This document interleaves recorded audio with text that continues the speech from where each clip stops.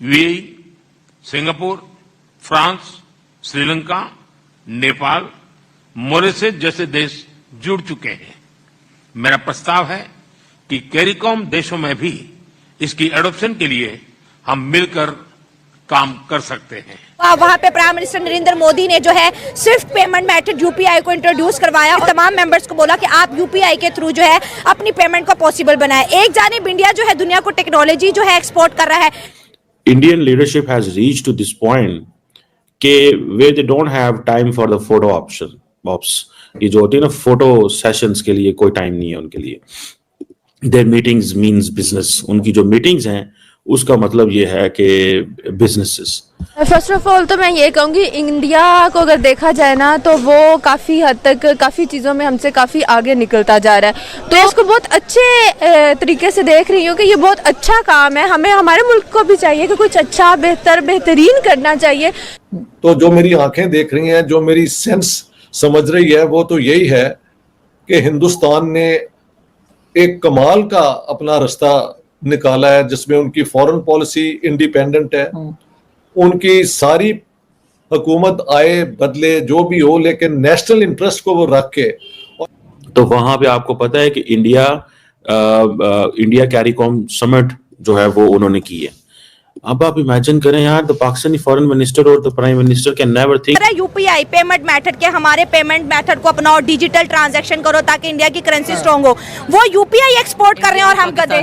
तो जो जितने जोगे होता है वो उतना ही करता है ना। अब हमारी जिस कैटेगरी की अब देख लें, हमारी गवर्नमेंट्स हैं, हमारा बाकी इदारे हैं जिस तरह काम कर रहे हैं, तो कोई काम भी अपने मेन तरीके से नहीं चल रहा। तो वो डेवलपमेंट करें टेक्नोलॉजी पे इस तरह, और हम लोग गधे जोगे हैं तो बस इसी जोगे रह जाना हमने। मतलब हम गधे बेचने वाले ही रह गए। बिल्कुल सही।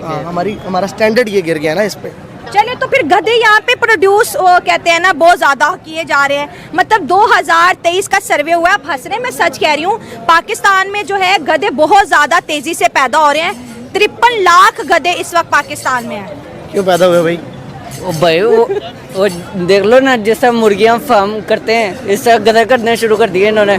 चोरों की हुकूमत है तो कुछ भी हो सकता है। ज्यादा मतलब मेन जो चीज ज्यादा भी हो रही है एक्सपोर्ट्स में ना, वो गधे का ही ज्यादा हो रहा है। तो शर्म आ रही है कि खुशी हो रही है? ऐसा पाकिस्तानी तो शर्म आती है जब हम इंडियन से कभी बात होती है, कहीं मिलते हैं तो वो यही कहते हैं कि यार तुम लोगों का स्टैंडर्ड तो यही गिर रहा है। हम 6G में जा रहे हैं, एप्पल की उधर हो रहा है, सारा आ रहे हैं, बड़े बड़े लोग आ रहे हैं, सारा कुछ उधर स्टोर चल रहा है। लेकिन पाकिस्तान, यही हमारी न्यूज़ है, हेडलाइन है कि हमने इतने गधे एक्सपोर्ट कर, हमने इतने गधे पैदा किए, इतने गधे बड़े किए, इतने गधे बेच दिए। और गधे इसके डबल मीनिंग भी होते हैं, 3-4 मीनिंग है। ये बेचारा परेशान हो गया था, मैं घर वालों को छोड़ के कहीं नहीं जाऊँ।